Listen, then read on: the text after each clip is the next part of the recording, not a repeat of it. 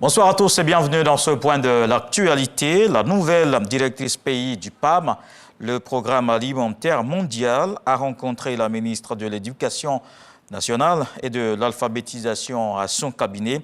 Au menu des échanges entre Olivia Hans et Mariatou Koné, plusieurs sujets importants de l'école ivoirienne, au nombre desquels des cantines scolaires. La fonctionnaire onusienne a réaffirmé la première responsable de l'école ivoirienne l'engagement de son institution à poursuivre le financement de ces restaurants pour élèves afin de contribuer à l'amélioration du rendement scolaire.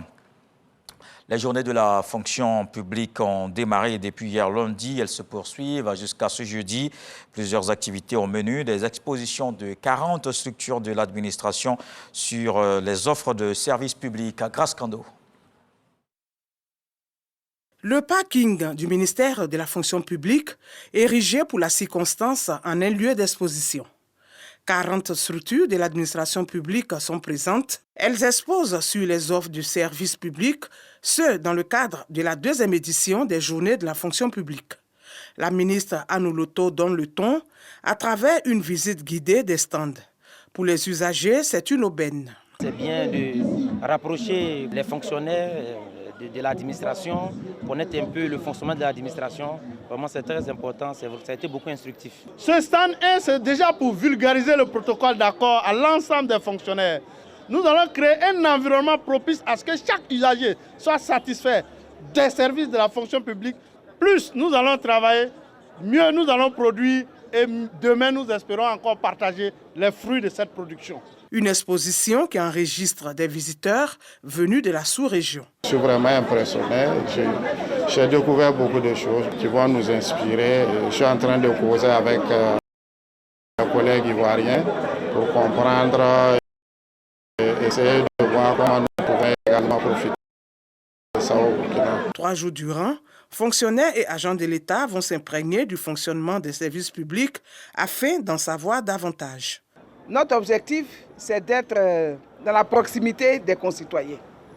Que nos concitoyens sachent les services que nous offrons chaque jour pour leur bien-être, qu'ils découvrent ces services davantage et qu'ils puissent se familiariser avec ces services-là de façon à en bénéficier de la plus belle manière. Que les Ivoiriens découvrent derrière ces animateurs des citoyens engagés au service de la nation, des citoyens qui chaque jour se battent pour donner vie à la vision du président de la République. Pour rappel, ces journées de la fonction publique se tiennent autour du thème « Fonctionnaires et agents de l'État engagés pour la transformation qualitative de l'administration ». Et dans l'actualité également, Charles Blé Goudé exprime sa volonté de se mettre à la disposition de la République. Le président du COJEP est de retour, vous le savez, au pays depuis le samedi dernier. Le ministre de la Réconciliation et de la Cohésion nationale l'a reçu ce mardi à son cabinet. Le leader du Congrès panafricain pour la justice et l'égalité des peuples a dit à Kouadio Bertin son engagement à contribuer à la paix dans le pays. Dans le reste de l'actualité au Bénin, le verdict est tombé ce mardi au tribunal de Cotonou dans le procès du CNHU. Le 7 octobre dernier, 4 patients sont décédés dans le service de réanimation de cet hôpital. Suite à une coupure d'électricité, le chef de la division électricité et son collaborateur ont écopé de 2 ans de prison ferme et une amende de 200 000 francs CFA. 4 personnes étaient poursuivies pour homicide involontaire. Les 2 autres ont été relaxés. En RDC, la CENI a publié le week-end dernier le calendrier pour les élections de 2023. Les grandes dates à retenir. La présidentielle est prévue le 20 décembre 2023. Le 12 mars 2024 devra avoir lieu l'élection des gouverneurs, précédée le 24 février par celle des sénateurs. Les conseillers urbains et les bourgmestres devront être connus et installés le 30 mars 2024.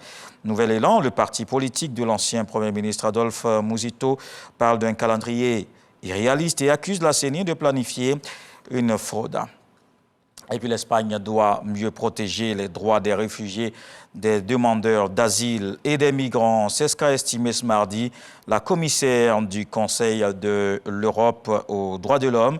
Elle déplore l'absence d'accès véritable à l'asile entre Nador au Maroc et l'enclave espagnole de Melilla.